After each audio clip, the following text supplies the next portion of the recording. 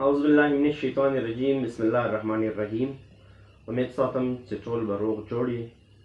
نننۍ ویډیو زمونږ د یو خاص مقصد دپاره ده. هغه مقصد زمونږ دا دی چې کم ینګ جنریشن دی په دیو کې د اویرنس راوستلو لپاره څنګه به مونږ اویرنس راولو او په کم پلیټفارم به په دیو کې مونږ اویرنس راولو.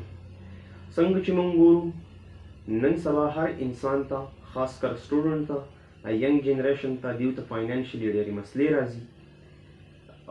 سټوډنټس ته بیا د نورو خلکو په لحاظ باندې ډېر زیات راځي. نو مونږ وایو چې تاسو ته داسې پلیټفارم مونږ مهیا کړو چې تاسو په خپله باندې ارنینګ کولی شئ. هغه ارنینګ به مونږ د کوم ځای نه کوو، څنګه به کوو.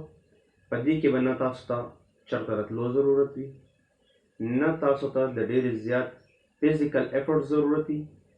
کوم چې زموږ لیبر طبقه کوي، میسنز شو، دیو کوي، مزدورکار خلک دی، تاسو ته به دې ضرورت نه وي. څنګه چې تاسو د فیسبوک، وټساپ، ټویټر، یوټیوب ډیفرنٹ سوشل میډیا پلیټفارم تاسو ګورئ او د دې یوز کوئ، نو تاسو دا هم کولی شئ چې دغه پلیټفارم تاسو د خپل ځان د ارنینګ دپاره هم استعمالولی شئ او تاسو ارنینګ کولی شئ. دویمه خبره، ای کامرس پلیټفارمز راغلی دي، کوم چې امازون دی، والمارټ دی، دراز دی، په دې باندې هم تاسو ارنینګ کولی شئ. نو دا داسې یو فریلانسنګ سایټ دی، یو ای کامرس سایټ دی.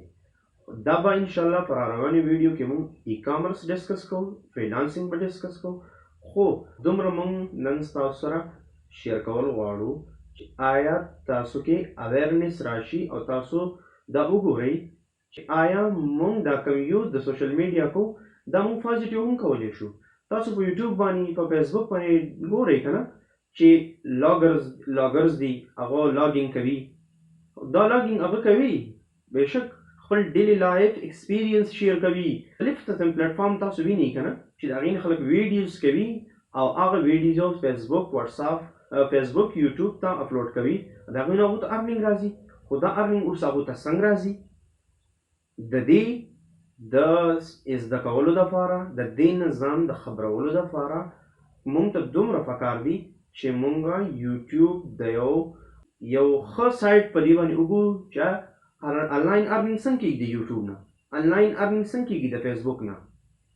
زمونږ مقصد هم دا دی ینګ جنریشن دپاره چې آیا تاسو یو ویډیوز ګورئ. زه داسې نه یم چې تاسو مه یوز کوئ، نه، انسان بور کېږي، وګورئ، انټرسټینګ سایډ هم ګورئ د یو خاص ټایم دپاره چې د هغې نه پس تاسو ښه سایټس ګورئ. یاره آیا مونږ یوټیوب د ارنینګ دپاره استعمالولی شو نه شو، فیسبوک استعمالولی شو نه شو.